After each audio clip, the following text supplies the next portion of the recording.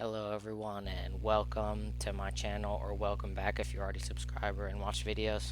Um, Today's video is discussing Rise of Nations and Hearts of Iron 4, or more specifically, uh, if you enjoy playing games like Rise of Nations, should you buy Hearts of Iron 4? And well, it's really quite complicated on whether you should or shouldn't, because they both are such great games and they both have pros and cons. And um, there's just so much to talk about for both games. And saying that, both games are amazing, but Hearts of Iron 4 is definitely more complicated and detailed. So if you're looking for like a more in-depth military and like world takeover simulator, then Hearts of Iron 4 is the way to go. There's so much more to do. Like, you would need to build factories, and you need to build things out of those factories, and even just to build factories, you need things. So it takes time, and it's not like instantaneous. And while Rise of Nations, things do take time, in Hearts of Iron 4 it's much more realistic, and the time doesn't go as fast, so there's much more to do, and you have much more time to do everything. And you really only start with what that country, because you can be any country in Hearts of Iron 4 as long with Rise of Nations, and you only start in Hearts of Iron 4 what that country would actually have in real life during World War II. And another pro is to Hearts of Iron 4, the equipment is accurate and so much more detailed than what it actually would have been in Rise of Nations, and it's exactly what you want. And the tech trees are just so much more detailed and so accurate that it's just like hard not to get sucked into playing it for hours. And now, just because Hearts of Iron 4 is amazing, though, it doesn't mean it doesn't have its flaws. One big flaw with Hearts of Iron 4 is just that it costs $40 on a good day on Steam, and even though it does go on sale every now and then, sales are usually very rare and hard to find. So, and another flaw would be that it's much harder to play with your friends.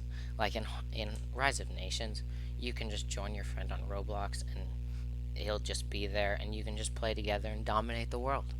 But in Hearts of Iron 4, your friend would have to buy the game, and then there's so much more complicated diplomacy things that you can't really like just be with your friend forever and just join him. You need to do much more, and it's just so much more complicated. Well, that's not necessarily a bad thing. It can be annoying to new players on either side. Um, and just because Hearts of Iron 4 is so much more detailed and great, doesn't mean that Rise of Nations isn't just as good. Just because it's more detailed doesn't mean it's better necessarily. Rise of Nations, one like amazing thing about it is that you can probably play for like an hour and just be done with the match. But in Hearts of Iron 4, you could get stuck in the game for like 12 hours and still not be done with your first round, and it just takes forever to play.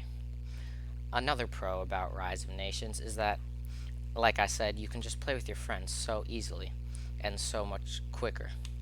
And another thing about it is that the combat in it is so much better and so much easier to do. Um, so you just train troops really simply for like a couple $100, and then they just spawn in very quickly, and you don't have to worry about it. And then you can just spawn in like tens of thousands of troops. But in Rise of Nations, you have to have so much more equipment, and it's so much more complicated. And if you want to just have like a fun, like laid back match, Rise of Nations is definitely what you want to play. And because Hearts of Iron 4, you'll just get sucked in and end up playing for hours without actually achieving much. Although it is really fun, you have to be ready to sit in there for hours. And while in Rise of Nations, you and your friend can just play for like half an hour, and if you're really good, just dominate the world by then.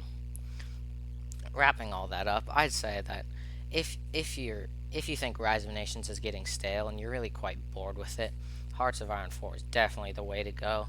It just has so much more to do, and so much new things, and you'll never really get bored of it because you'll always be finding something new, and they're constantly updating it.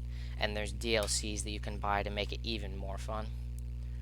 But if you just think Rise of Nations is fun, good enough, and you just like playing that, then just stick with it and don't pay the $40, because you won't play it as much as you would need to make those $40 worth it.